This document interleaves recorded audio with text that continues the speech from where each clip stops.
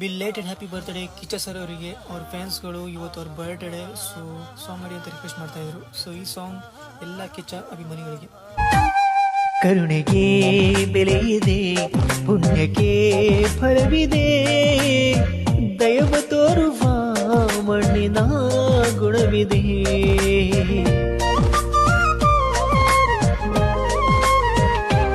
ಸಾವಿನ ಸುಳಿಯಲಿ ಸಿಲುಕಿದ ಜೀವಕ್ಕೆ ಜೀವ ನೀಡುವ ಹೃದಯವೇ ದೈವವು.